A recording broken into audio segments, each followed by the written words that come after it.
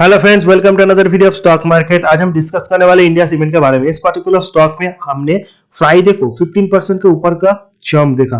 जो क्लोजिंग था ऑलमोस्ट 240 के आसपास था एंड जो हाई था वो ऑलमोस्ट 248 के आसपास था, यानी ऑलमोस्ट 20% का सर्किट स्टॉक ने लगाया। देन स्टॉक थोड़ा करेक्ट हुआ from its peak. Last week ये स्टॉक लाइमलाइट पे था, 180 190 रेंज पे ये स्टॉक ट्रेड कर रहा था। तब भी स्टॉक को लेकर बहुत सारे पॉजिटिव न्यूज आए थे एंड एक ही दिन में स्टॉक 5 to 10% बढ़ा था। बट आफ्टर दैट स्टॉक थोड़ा कंसोलिडेट मोड पे गया। नॉट ओनली इंडिया सीमेंट, सारे सीमेंट स्टॉक में भी जबरदस्त बाइंग है and India Cement is a small cap, so इसमें ज्यादा वोलेटिलिटी है, इसमें ज्यादा बाइंग आया है। बट ग्रासिम, एसीसी, अंबुजा सारे सीमेंट स्टॉक में हमने बाइंग देखा। अपकमिंग डेज में सीमेंट सेक्टर से बहुत ज्यादा डिमांड की एक्सपेक्टेशन है। Price hike, each and every aspect infra project में जिस तरह से गवर्नमेंट ऑफ इंडिया फोकस कर रहा है, बहुत सारे फैक्टर्स से। एंड साउथ इंडिया में तो रिसेंटली सीमेंट सेक्टर के जो स्टॉक्स है उनमें ज्यादा बढ़ोतरी हमने देखा, क्योंकि price hike, demand, each and everything 2022 में बहुत ज्यादा एक्सपेक्टेशंस है। एंड इंडिया सीमेंट तो लास्ट वीक न्यूज पे भी था। नॉट ओनली दैट, इस पर्टिकुलर स्टॉक को जिन्होंने 180 190 रेंज पे बाय किया है वो तो बहुत प्रॉफिट पे, क्योंकि लास्ट वीक ही न्यूज आया था एंड लोगों के पास बहुत टाइम था, क्योंकि एक दिन में स्टॉक 5-6% बढ़ा, दिन थोड़ा कंसोलिडेट हुआ, 188 190 के रेंज पे स्टॉक था। तब भी लोगों के पास बहुत टाइम था। देन स्टॉक 2 दिनों में थोड़ा बढ़ा एंड अगर हम फ्राइडे की बात करें, 200 के ऊपर का ब्रेकआउट जिससे ही स्टॉक में मिला, स्टॉक ने पीछे मुड़ के नहीं देखा, एक ही दिन में 15% का रिटर्न दिया। नाउ स्टॉक यहाँ पे थोड़ा एक्सपेंसिव हो गया है। जिन लोगों ने मिस किया है वो थोड़ा वेट करें, क्योंकि इतना बढ़ने के बाद थोड़ा करेक्शन हम एक्सपेक्ट कर सकते हैं, थोड़ा कंसोलिडेशन तो डेफिनेटली हम एक्सपेक्ट कर सकते हैं। सो डेफिनेटली जिन्होंने नीचे 200 के नीचे खरीदा है वो डेफिनेटली प्रॉफिट को एंजॉय कर। I don't think short term ये स्टॉक उसके नीचे जाएगा in any circumstances. Price to earning 40 के आसपास है, not that much expensive, market cap 7500 के करीब है, but it's a very volatile stock. Technicals को देखें, टेक्निकल में सबसे important RSI MFI, relative strength index and money flow index, जो शॉर्ट टर्म में किसी स्टॉक के मूवमेंट को दिखाते हैं।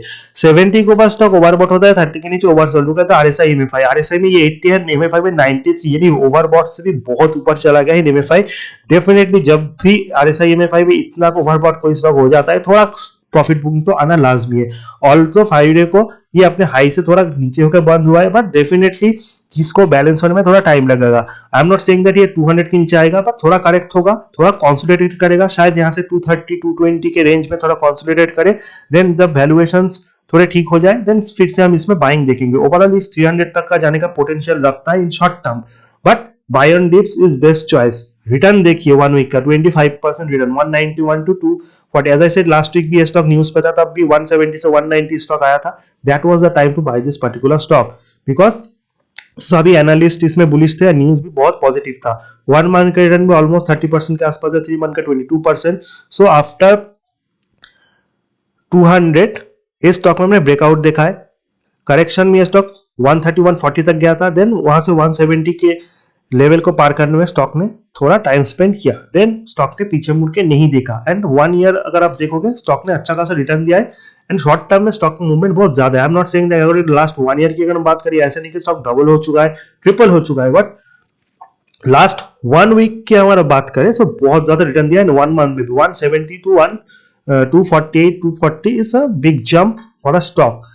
हम अगर हम 30 to 50 to 100 to 200 simple expression moving की बात करें, सो 100 to 200 simple expression moving average का जो रेंज है 187 193 के बीच का है। इसी रेंज पे स्टॉक कंसोलिडेट कर रहा था। जब इस स्टॉक ने इस रेंज को ब्रेक किया, देन इसका जो नेक्स्ट रेजिस्टेंस था 200 को जैसे इसने ब्रेक किया, एक ही दिन में स्टॉक ने सारे रेजिस्टेंस को ब्रेक कर दिया एंड डायरेक्टली 240 250 के करीब चला गया। नाउ इसका जो सपोर्ट कहां पे, इतना बढ़ने के बाद जो नेक्स्ट सपोर्ट होता है 230 220 210, ईच एंड एवरी 5% आपका सपोर्ट है एंड रेजिस्टेंस कहां पे, डेफिनेटली 250।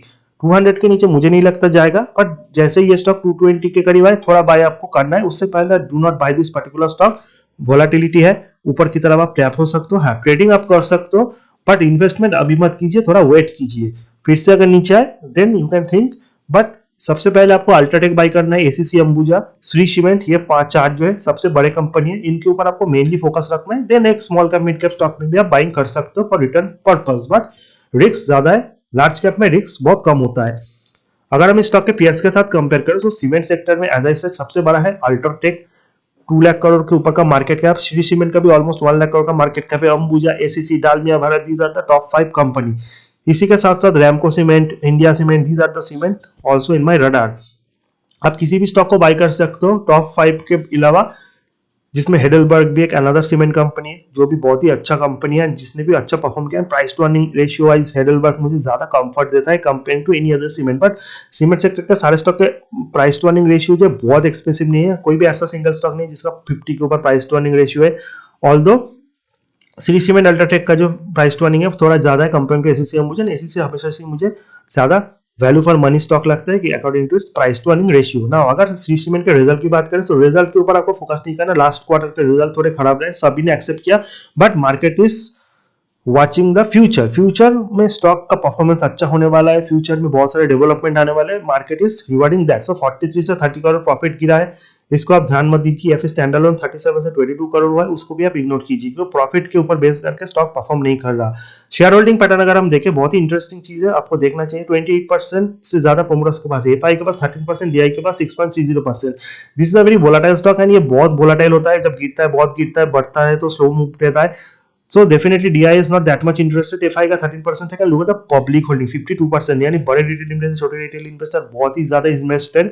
एंड क्यों ना हो, क्योंकि सीमेंट सेक्टर में not only large cap small cap stock ने भी अच्छा खासा प्रॉफिट दिया है टू द इन्वेस्टर्स। अगर हम पब्लिक होल्डिंग को इलेबोरेट करें तो इसमें बहुत सारे लोगों का नाम पाओगे। राधा कृष्ण दमानी जिनके पास 11% स्टेक है, so that is a big important thing. Gopi Krishna Damani 6%, Radhakrishnan Damani and Gopesh Damani 8%. So overall, Mr. Damani and उनके जो परिवार है उनके पास मैक्सिमम नंबर ऑफ स्टेक है इन इंडिया सीमेंट, जिसके ऊपर आपको ध्यान रखना है। सो स्टॉक जब बढ़ता है सबसे फायदा तो उनको ही होता है। सो डेफिनेटली आप उनका फायदा क्यों कराओगे, आप बकेट में बाई कीजिए, 4 5 6 7 स्टॉक को एक साथ बाई कीजिए प्रोपोर्शन, सो आपको अच्छा प्रॉफिट मिलेगा। कभी भी मार्केट में एक स्टॉक के ऊपर डिपेंडेंट मत होइए। It's trading stock, it's not a investment stock at all. Presently ये लाइमलाइट पे कब गिर जाए कोई बोल नहीं सकता, क्योंकि इस स्टॉक ने बहुत ज्यादा पेन दिया है बहुत टाइम से। एक टाइम था 100 क्रॉस करने में स्टॉक को पसीना आता था, बट उसके बाद स्टॉक बहुत ऊपर गया, फिर करेक्ट हुआ। Definitely it's a volatile stock, long term में आपको डेफिनेटली प्रॉफिट देगा, but there is a price range 190 170। जिसने बाय किया 5 साल आप वेट कीजिए, 1000 तक स्टॉक आपको रिटर्न दे सकता है, मल्टीपल रिटर्न देने का पोटेंशियल रखता है। But definitely buy on days is a good strategy. ऊपर आ जाने का मतलब नीचे भी है तो भी आप लॉस में नहीं जाओगे। वीडियो इन्फॉर्मेटिव अच्छा लगा, चैनल को लाइक सब्सक्राइब करना मत भूलिए। See you in the next video, till then good bye.